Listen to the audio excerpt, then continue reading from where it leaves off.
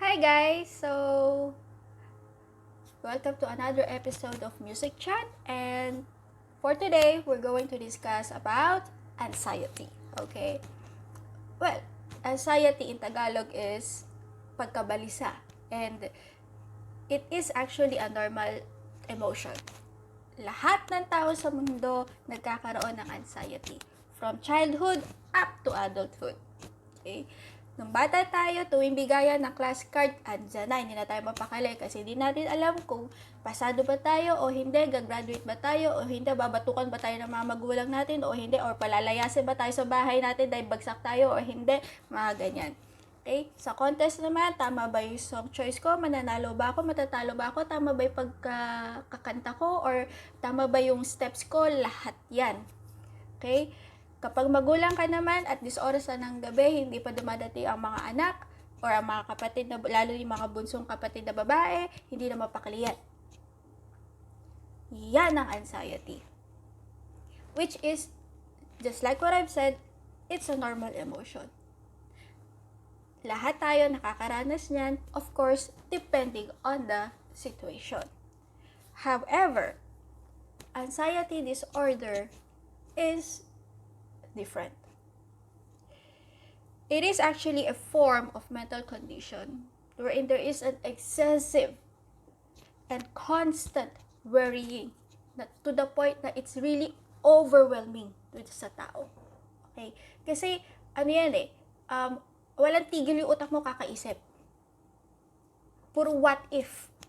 What if ganito? What if ganyan? What if tama ba yung gagawin ko? What if hindi ako ganito? What if hindi ganyan? Lahat ng what if. Yung utak mo tuloy na takbo. At the same time, tanong ng what if. Walang katapusan.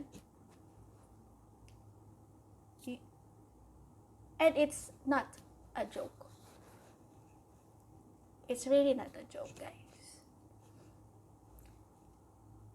So, para maintindihan natin kung ano ba nararanasan ng mga tao na may anxiety, okay, I would like to introduce my guest, okay, si Kuya Ver. Okay, actually, ang whole name niya is Virgilio Espina Jr. And he is actually one of the SV artists, supervised artist, and he is also a construction worker. Okay? So, take note guys, lalo na doon sa mga medyo lang sasabihin ko medyo judgmental, okay? Wala pong masama for being construction worker. Huwag nyo pong ilalang pagiging construction worker. Okay? Because being a construction worker is a noble job. Okay? Actually, they can be considered as frontliners dahil even if pandemic, tuloy pa rin yung paggawa nila ng mga roads, ng tulay, ng mga bahay, ng mga buildings. If wala sila, wala tayong infrastructures. Okay? So, it means it's a very good job after all. Okay? Marangal na trabaho. Okay? So, please, wag nyo ilalang or ano yung pagiging construction worker ng mga tao. Okay? So, again, my guest is Mr. Virgilio Espina Jr. or Kuya Ver, who is SB artist and a construction worker.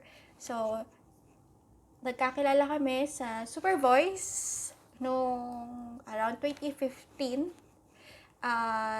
And we were doing actually a musical play which was Resolve Behind Bars the musical. So, yan.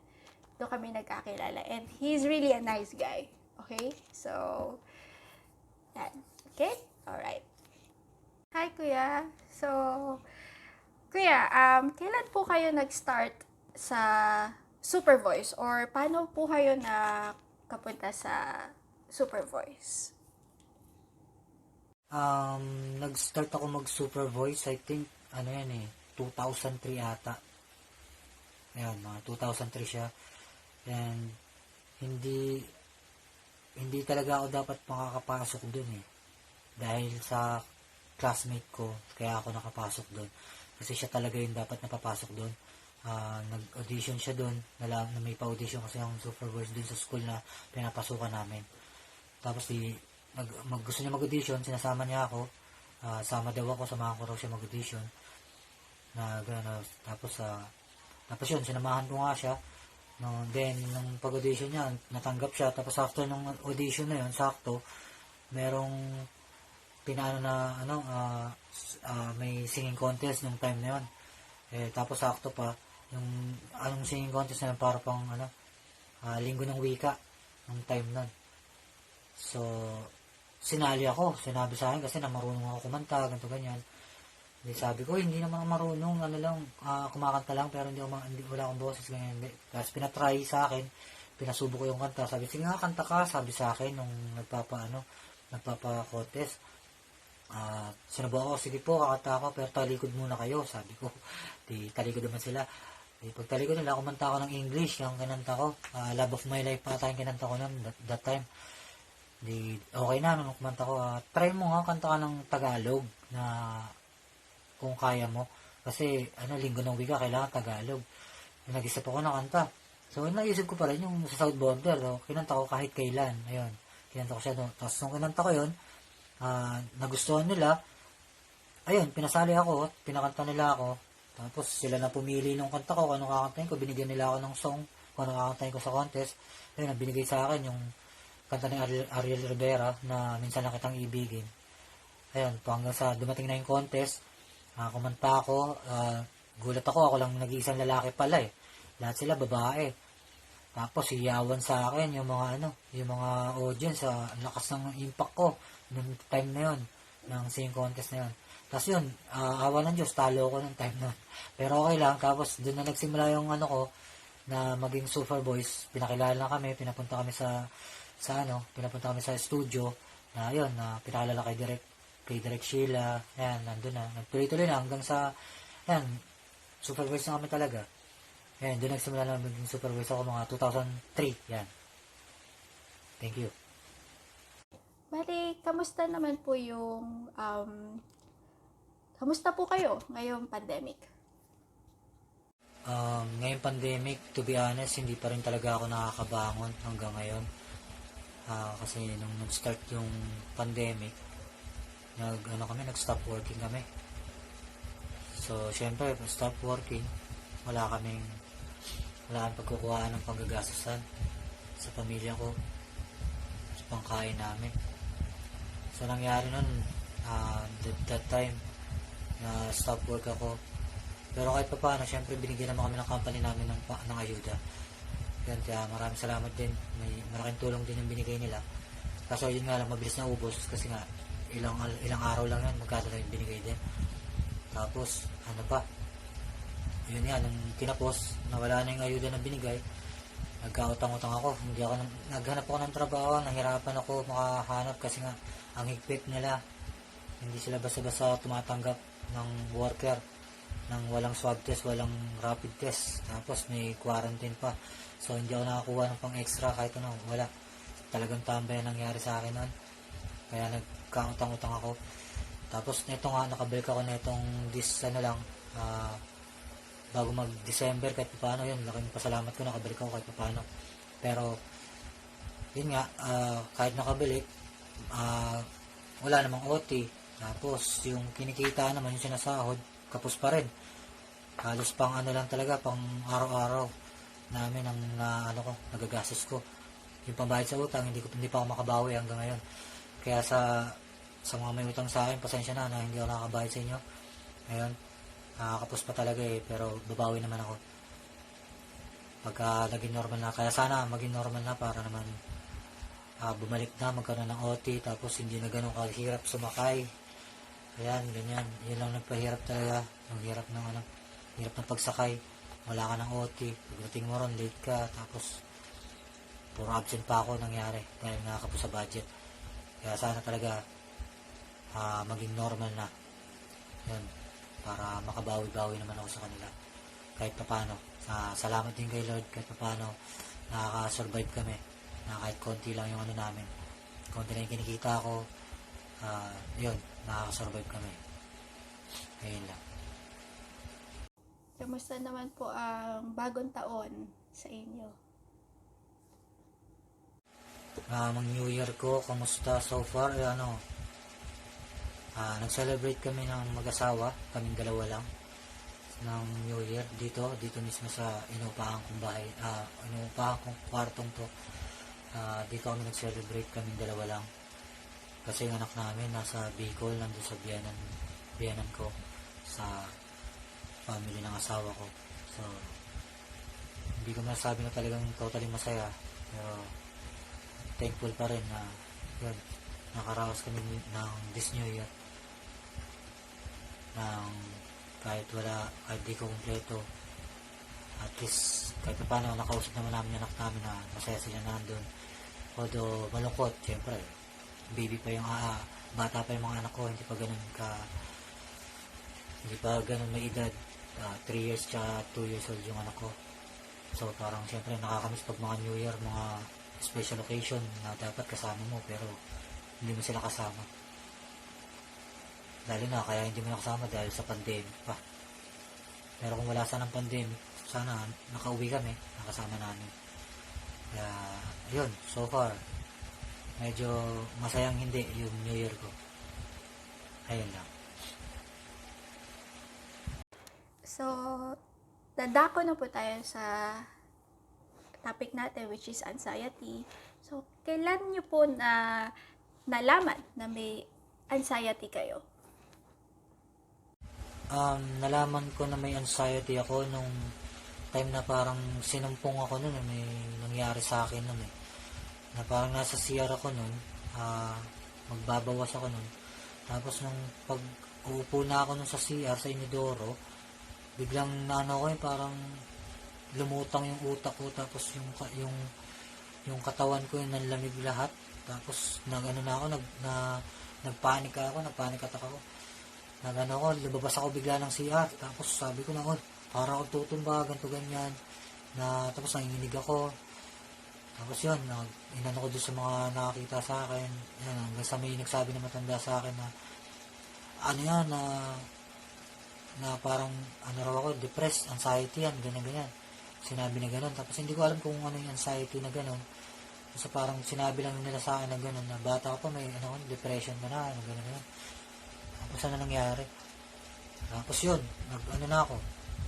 Doon ko nalaman na anxiety siya. Ano-ano pong mga senyales yung naranasan nyo or naramdaman nyo nung nag-anxiety kayo?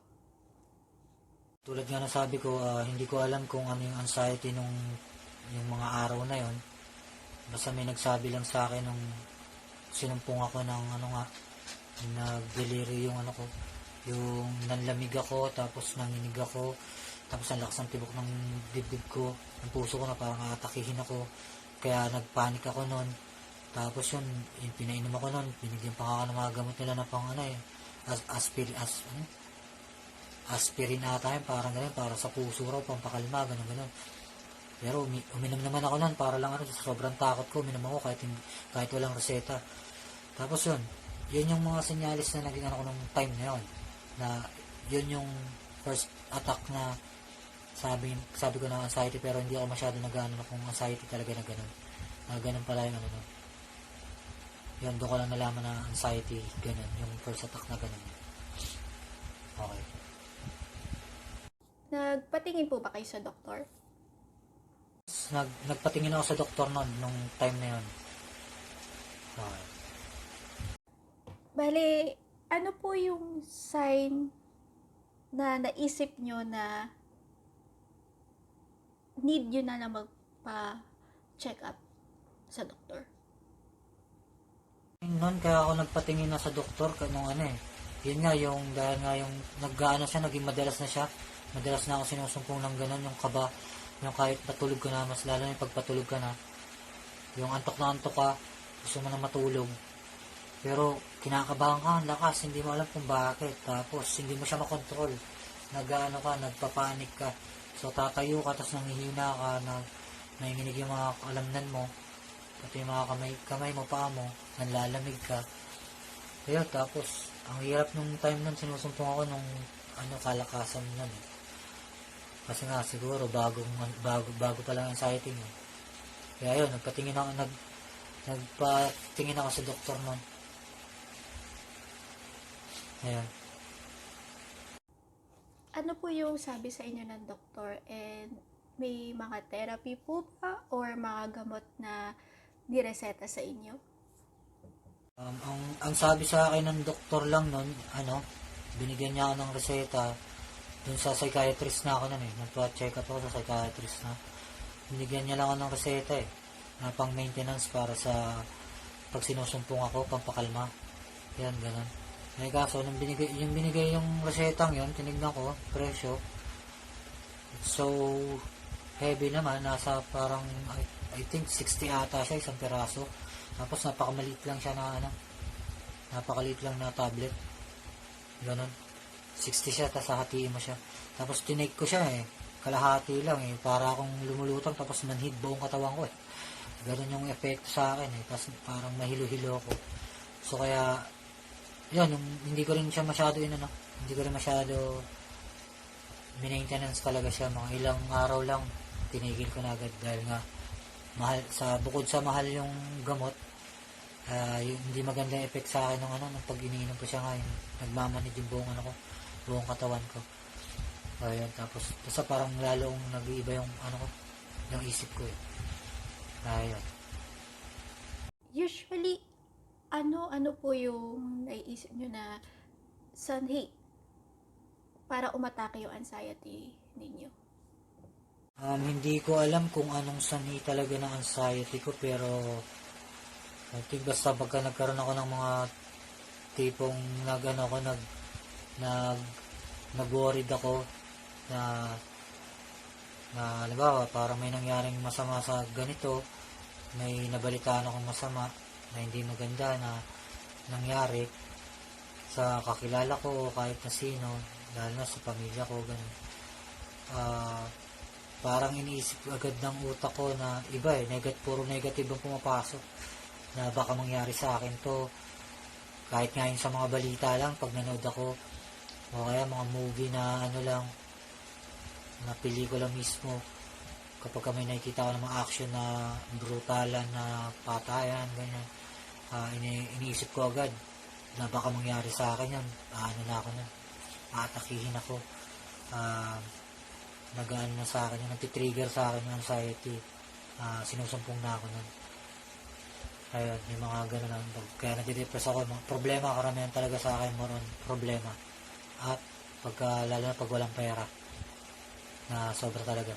Yung hindi mo alam kung hindi ko alam kasi kapag walang pera ako, sobrang sa akin talaga yun, sobrang ang lakas ng effect sa akin ng pag walang pera, dahil nga iniisip ko agad yung paano yung anak ko, paano yung panggastos namin.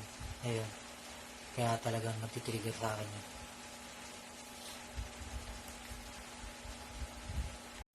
Bago ko po tanungin yung next question, trigger warning po. This is a trigger warning because we're going to talk about suicide.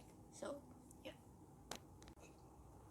Did ever come a time na naisip niyo po mag-suicide? Oo, minsan naisip ko na rin yan, mag-suicide ako. Nakailang beses na rin na naisip ko yun.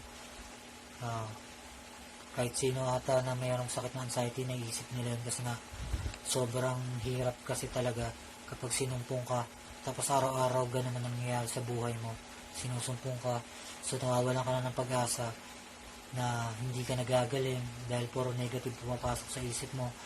So kaya madalas pumapasok sa isip namin na mag-suicide na lang kaya kami para matapos ng lahat na to, wala na kami maramdaman na sakit pa. Although sabihin natin ang mga kasalanan mag-suicide, at least yun, pag nag-suicide guys, parang yun yung huling kasalanan na ginawa mo. Wala ka nang ibang gagawin kasalanan kasi nga wala ka na. Parang siguro ganun. Pero thankful ako kay Lord na kahit na naisip ko yun, hindi ko pa rin nagagawa yun. Patuloy ko pa rin nilalabanan siya na sana malabanan ko talaga siya hanggang sa huli. Hindi ko siya sukuan sana. Tuloy ang labang ko sana. Malabanan ko pa rin. Ayun lang. Bale, ano po yung nararamdaman nyo tuwing umaatake ang anxiety? So ngayon, ang anxiety ko ngayon pagka inaatake ako is ang hirap i-explain, ang hirap talaga, sobra, grabe. Yung parang talagang feeling mo mamamatay ka na, yung nilalaro ka ng utak mo, nilalabanan mo, tapos naglalaban yung puso mo tsaka yung isip mo. Iba yung nararamdaman ng puso mo, iba yung nararamdaman ng puso mo, sobrang kaba, sobrang kababo, nanginginig yung buong katawan mo, tapos papasok sa utak mo, pagpasok naman sa utak mo, sa isip mo, negative na papasok, isipin ng isip mo, mamatay ka na, ganyan, tapos yan, lalo mag-aano yung buong katawan mo, yung magdidelirio ka, yung parang ganon, magpapanik ka na talaga, na kung bakit nangyayari, wala ka namang ginagawa, tapos yun, tapos yung papasok din sa utak mo na para ka mababaliw na, yung ganun, tapos sumusuko ka na. Pero awa naman ng Diyos, so kahit gano'n kahirap naman yung nararamdaman ko na gano'n, nakakaya pa naman. Ayun, pero sobrang hirap lang talaga pag sinusumpot. Ayun. Bale, ano naman po yung mga ginagawa nyo para po maibsan or huminahon kayo or huminahon yung pakiramdam nyo kapag umaatake yung anxiety? Na ginagawa ko kapag para makaluwag-luwag sa nararamdamang anxiety pag inaatake ako, inhale, exhale lang. Yun muna, inhale, exhale ng mga ilang beses. Tapos pagka medyo kumalma ng konti, sasama mo syempre ng dasal. Yun, magdadasal ka na ganyan. Tapos pag after ko magdasal, gagawin ganyan, tatayo ako, hahanap ako ng paglilibangan ko na para malibang ang isip ko na hindi ma-focus sa mga negative. Kailangan mapunta sa puro sa positive at maging masayang damdamin ko. Minsan tinitingnan ko yung mga picture ng anak ko, video nila, hanggang sa magiging masaya ako, yung gagang yung feeling ko. Tapos magugulat na ako, hindi ko nararamdaman na hindi na pala ako sinusumpong. Tapos yun, makakaantukin na ako. Ganun. Pero may time talaga na kahit anong gawin mo na ganun ka, hindi talaga tatalab eh. Kailangan mo lang talaga siya na parang may oras siya o may minuto yung sumpong niya. Mo lang, antay mo lang, basta labanan mo lang, laro-laruin mo lang utak mo, may minuto siya na kusang nawawala na lang. Yun, ganun. Minsan kapag hindi ko talaga kaya na sinasakyan ko na lang yung sumpong niya, na alam ko naman na walang mangyayari masama, nasa isip ko lang yun. Ayun, ganun lang ginagawa ko. Ano pong mensahe ninyo para po sa family niyo po?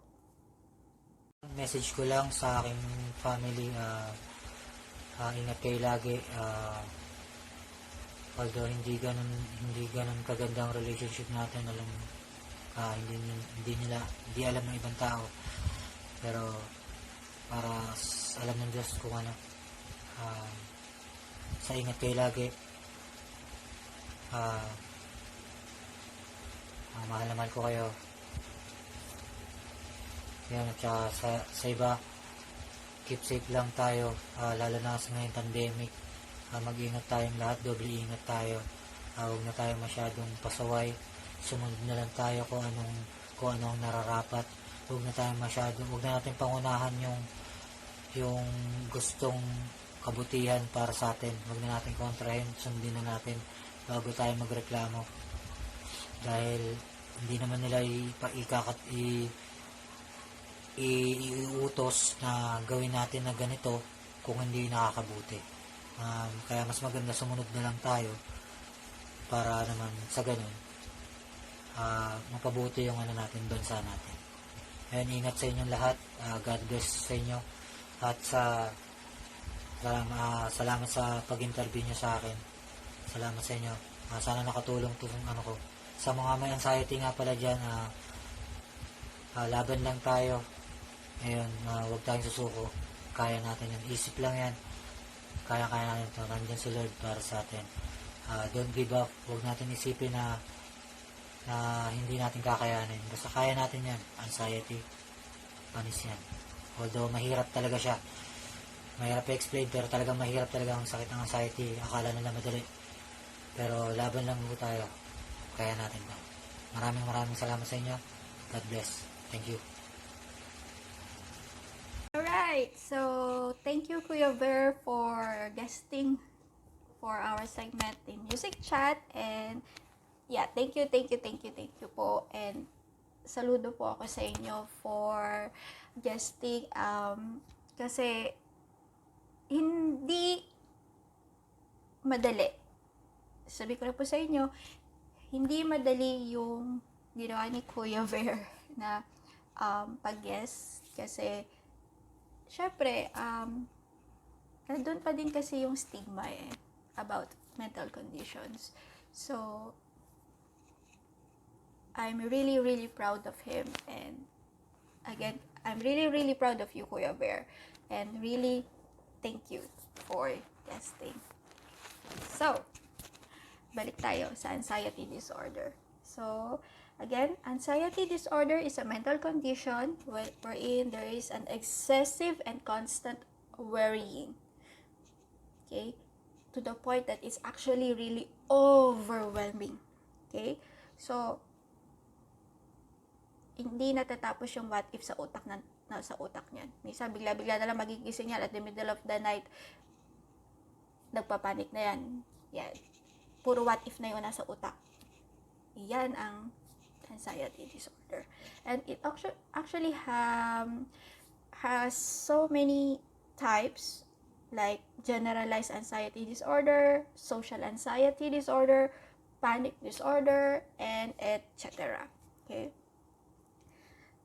Well, I'm not a doctor, so I will not discuss everything thoroughly, okay? So, what are the signs and symptoms? Siyempre, nandyan yung panic, nandyan yung cold and sweaty hands, diba? Yung nanlalamig, yan, nanlalamig tayo.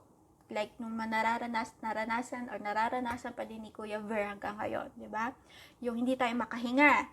Then, yung puso natin, mabilis ang pagtibok ng puso, or we call it palpitations, okay?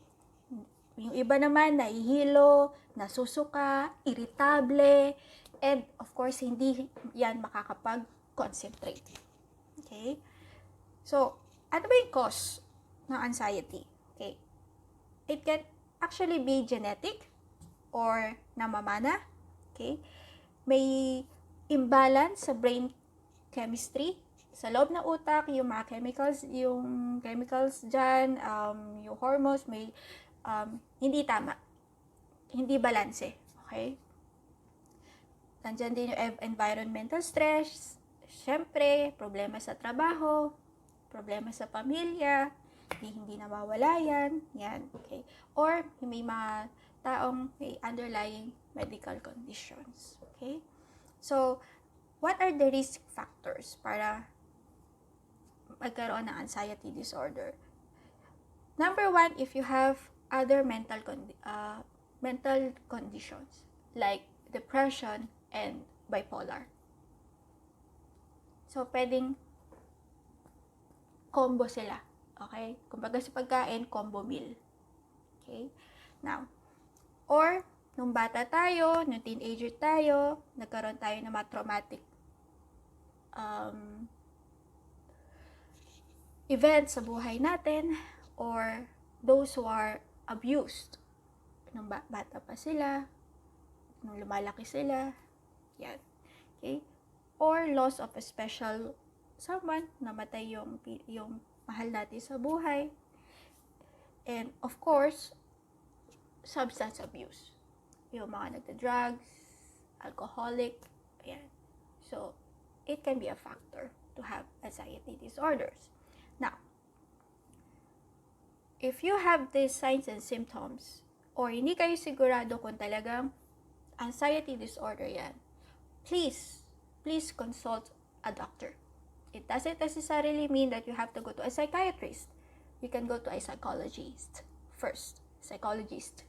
Yan. Okay. Ano pinagkaiba ng dalawa? Yung psychiatrist po, sila po yung pwedeng magreseta ng mga gamot. Okay? So, you can either go to a psychiatrist or to a psychologist. Nevertheless, please consult a doctor. Don't just go to Google at sinabi sa'yo ni Uncle Google na ganito at ni Auntie Yahoo na gawin mo yung ganito. No. Don't ever self-diagnose, especially mental conditions. Don't ever self-diagnose. And number 2, don't ever self-medicate. Lahat ng gamot for mental conditions kailangan ng reseta ng doktor.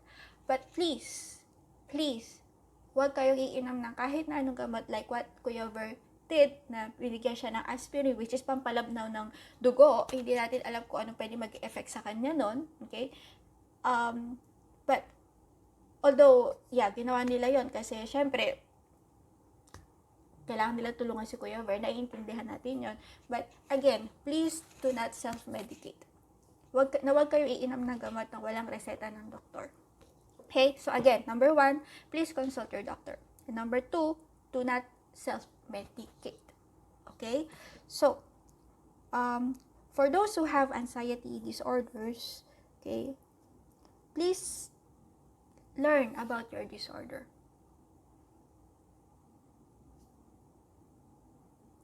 Syempre, hindi madaling tanggapin, 'di ba? Kung may anxiety disorder tayo or any type of mental condition, hindi madaling tanggapin. Okay? I know, hindi siya madaling tanggapin. But we have to accept that fact that we have this condition. Okay? Most of the mental conditions are not curable, but treatable. Okay? Hindi siya no-cure, but pwede siyang ma-manage. Okay? It's like diabetes, na kapag nandyan na yan sa katawan mo, if you're already diagnosed with diabetes, hindi na yan mawawala. Nandyan na yan sa buhay mo, part na yan ng katawan mo, part na yan ng health mo for the rest of your life. Okay? But, like diabetes, may ginagawa tayong paraan or may mga gamot or maintenance na iniinom para ma-manage. Okay? Yan ang mental conditions. Okay. So, definitely, even if it is hard to accept, we have to accept. And we have to learn more about this condition. Kung ano man yung condition natin, we have to learn more about it. Para alam natin kung ano bang meron sa atin at ano ba yung pwede nating gawin. Okay? Now, number 2, please stick to the treatment plan. Okay? If sinabi ng doktor mo gawin mo ito, inumin mo yung gamot mo, please do so. Because it is for your own good. It's not for them. Definitely it's for you. So, please stick to the plan. Okay? Now, for those people like Kuya Ver who has no means to buy his medicines or to undergo therapy or magpa-doktor, kasi guys, hindi mura ang magpakonsulta at hindi mura ang gamot for those who have mental conditions. Okay? It's really expensive. Even here in Singapore,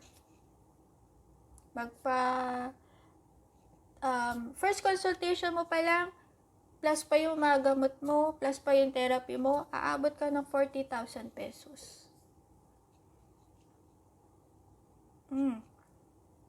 May mga gamot, kahit ito, gamot pa lang, 2 gamot pa lang, sabihin na natin sa loob ng 2 buwan, nasa 10 to 15,000 pesos na.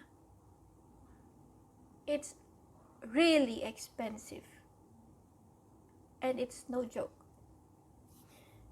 So, for those like him who have no means to do that, there are ways that you can, of course, there are ways to do that para kahit pa paano ma-manage. Okay? So, andyan yung, syempre, cut down yung mga foods and drinks na high in caffeine. Ako, yung mga mahilig magkape. Ayan. So, cut down po tayo. Medyo cut down. Okay? Then, please, stop drinking alcohol and using drugs. And of course, cigarette. Okay? But, nevertheless, please stop drinking alcohol if you have this. Okay? Then, of course, eat right and exercise para yung hormones ng katawan, yung happy hormones sa katawan natin, magamit natin, di ba? Then, of course, tulog. Kailangan ng magandang tulog. Okay? Although, ito yung pinaka-challenge talaga for those who have anxiety disorders and other mental disorders talaga is tulog. Ito yung pinaka-challenging. Kasi talagang hirap makatulog. Okay? Kahit anong gawin nila, minsan nga, sabi ko nga earlier, in the middle of the night, bigla-bigla magigising, nagre-race yung thoughts. Or, antok ka na, tapos, pagkahiga mo, pagkapikit mo, andar pa rin si utak mo. Hindi ka pa rin makatulog. So, it's really a challenge. But as much as possible, you really have to have a good sleep. Okay? Then, definitely, seek support. Kung may kaibigan ka na pagkakatiwalaan mo, pamilya mo, diba? Please seek support. Okay? Now, ano yung exercises na pwede niyong gawin kapag umaatake? Okay? You have to take deep breaths. Okay? Kailangan mo huminga sa ilong at labas sa bibig. Exhale. Okay? So, inhale and then exhale. Inhale sa ilong, labas sa bibig, exhale. And you have to do it slowly. Okay? Deep breath. And then, exhale. 1, 2, 3, 4, 5, 6, 7, 8, 9, 10. Again, breathe and blow.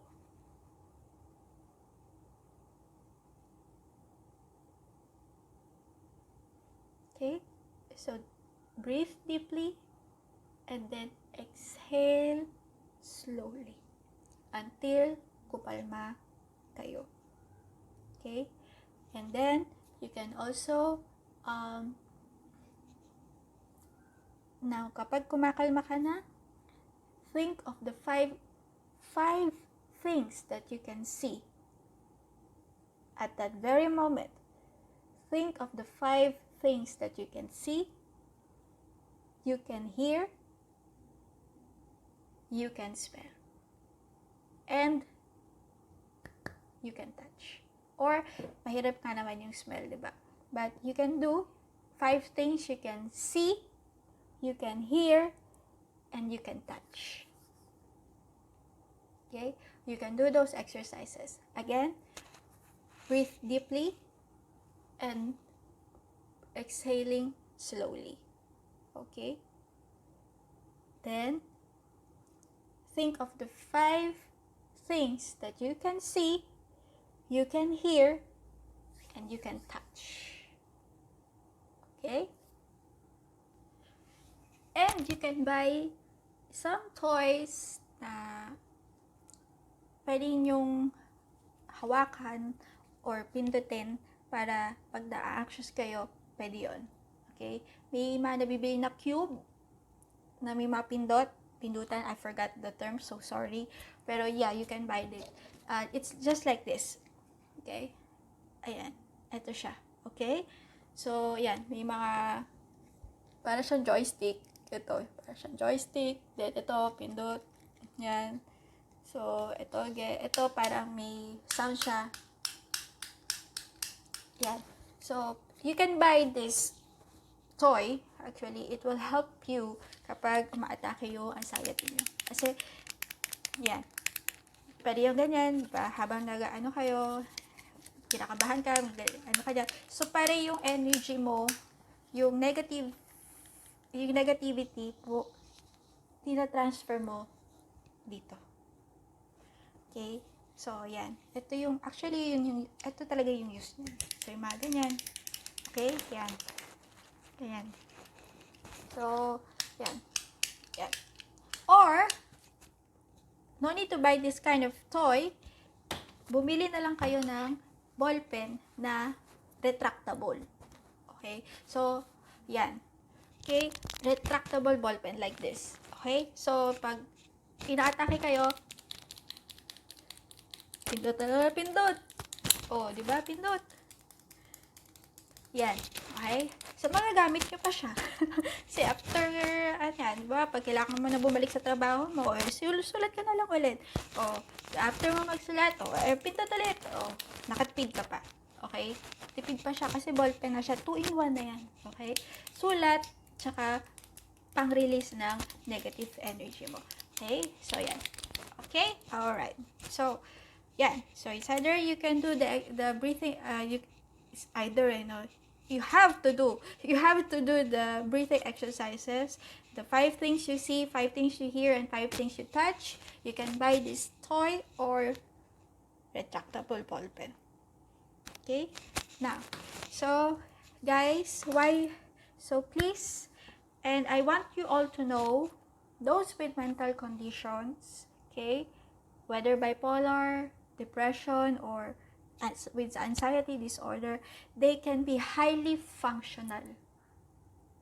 Okay? They are highly functional, guys. Okay? Kaya nilang magtrabaho. Kaya, hindi siya hindrance para magkaroon tayo ng trabaho. Okay? Hindi siya hindrance para maging successful ang tao. Okay? It doesn't necessarily mean that if you have mental condition, baliw ka na. No. These people are not crazy. Okay? Although may mga conditions talaga na sobrang, extreme. Kaya they really need to seek consultations na sa mga doctors ay kailangan silang i-admit sa mga mental hospitals. Okay? There are really cases like that. Kasi, syempre, kailangan pa rin silang i-manage. Okay? But, guys, please stop the discrimination. Okay? They can be highly functional. They can be successful in life. Okay? Huwag nyo silang tawaging baliw just because they have these conditions.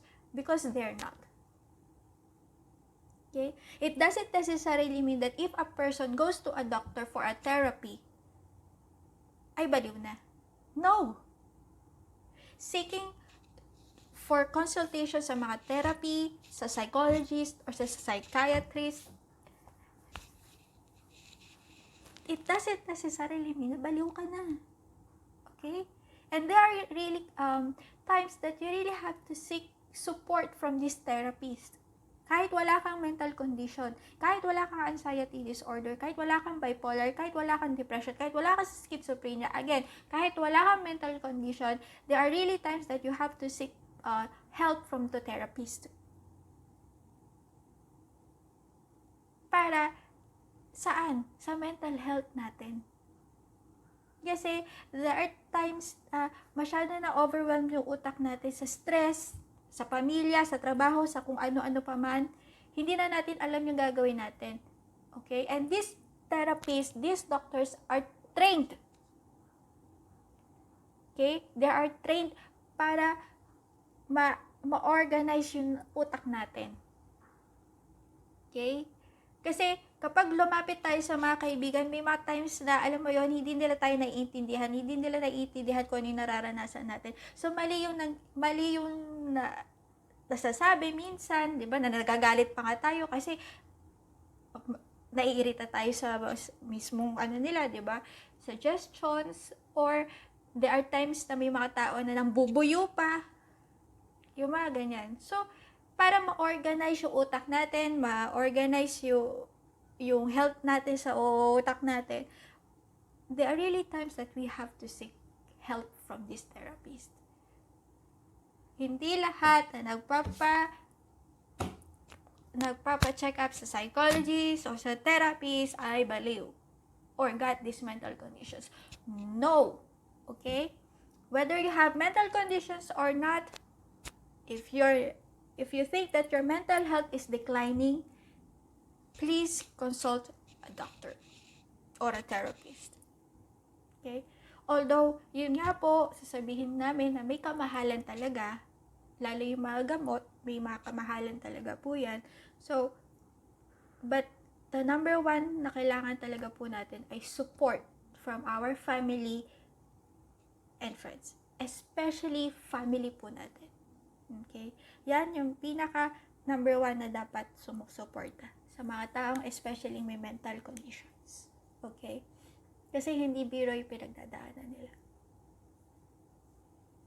Hindi biro yung pagod na yung katawan mo sa araw-araw na trabaho, pagod pa rin yung utak mo 24/7 na gumagana na hindi mo maintindihan. If only these people can switch off their brain, they already did. If only. So, again, guys, number one, if you have some problems or your mental health is declining, please consult your doctor and do not self-medicate. Okay? And please stop the stigma. Stop discrimination. Stop bullying, for heaven's sake. Kasi yung mga ginagawa niya na yan, hindi nyo alam kayo yung rason to cost their lives. Then, syempre, there are people na hindi naman nila alam na sila yung rason. So, konsensya, wala yan. But please, for the sake of humanity, please understand these people. They don't need your sympathy. They need your understanding. They need you not to bully them. Let them work. Understand them. And this is the reason why I want to discuss about mental disorders, so that people will have the idea of what is it all about. Okay? So anyway, thank you for watching the segment. And okay, so Kuya Ver will rap for us, and he's a really good rapper. So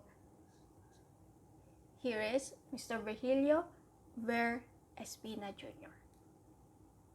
Maraming salamat. So, simulan na natin. Kanta tayo. Glock 9, balita.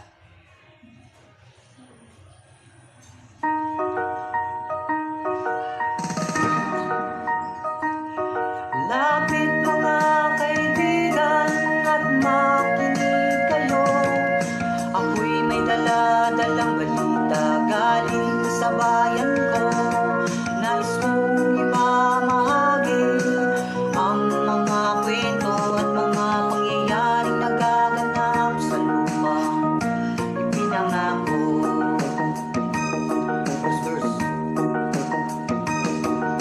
Ako ay Pilipino sa isip at sa gawa, ngunit Bakit mga pinuno puro lamang salita? Isang gobyerno na kayang sikmurahin at matawa na may pamilyang kumakain ng kulang sa 2 beses sa isang araw. Minsan wala ang panlugaw. Bakit ganito kababaw isang pagkain nilangaw? Ang dadamputin at kakainin ng batang gutom. Alam ba ng mga husgado at lahat ng hukom na merong mas masahol pa sa hatol ng kamatayan? Yan ay ikay maging mahir sa sarili mong bayan. Mga bata na ang dapat na ginagawa'y maglaro, bagkus ay agos ng pawis at pagbanat ng buto upang kumita ng ilang pirasong pisong madungis. Kalyo sa kamay at paa na manhig sa matulis. Hindi manika ang hawak ng kanyang mumunting braso, bagkus isang taong gulang na kapatid at may baso sa harapan na nagbabaka sakaling lagyan. Bariyang pambili ng tinapay na panglaman sa tiyan. Mga pinuno bago mamatay at magkasakit, sa sarap ng buhay sa akin kayo ay makinig, makinig.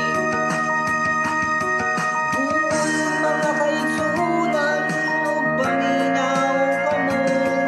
Doon ako dala ng mga balita, gikan sa banwa ko. Gusto ko nga ipahibalo ang mga istorya na nagagahitabo sa banwag sana ko. Second verse. Mga bakal na dumudura ng apoy at ng tingga, tangan-tangan at balot ng kasuotang pandigma. Bakit di mapagtugma ang mayaman at dukha? Sa pananaw ang kapalit ay hapis at pagluluksa. Pare-parehong sundalo, Muslim man o Kristiyano, ilan man ang masawi, di mo alam sinong panalo. Walang panalo dahil sa huli tayo ang talo. Pinoy ang nasa loob ng atakol na sinarado. Yan ba talaga ang sumpa dito sa lupang pinangako? Respeto at pagmamahalan ay pilit na tinatago. Lawing hindi makadabo, may pakpak na limitado at nakakulong sa sedang may walang susi kagado. Kailan kaya matatapos ang pag-agos ng dugo at ang kapayapaan? Mahawakan ng buong buo. Yan ba kwento o tanong na pilit na humahawi sa bawat taong bahagi ng watawat na hinabi? Doon mga kaigsunan, huwag paminaw ka mo. Doon ako dala ng mga balita, gikan sa banwa ko. Gusto ko maipahibalo ang mga istorya na nagagahitabo sa banwag isa nato.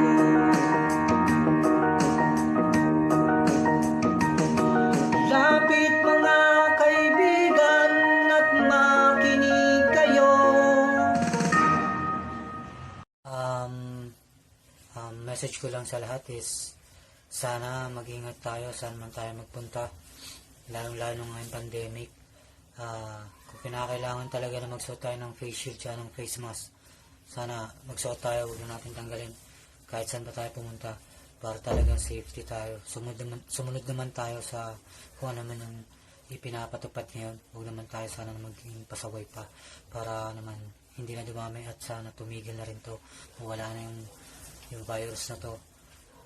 Alam naman natin na hindi pa nawawala, hanggang ngayon meron pa rin, kaya sana magdoble ingat naman tayo at sana sumunod tayo sa ano man ang pinapatupad nila ngayon para sa ating kaligtasan. Ayan, yun lang. God bless sa inyo lahat. Mag-ingat kayo palagi. Salamat. Peace out.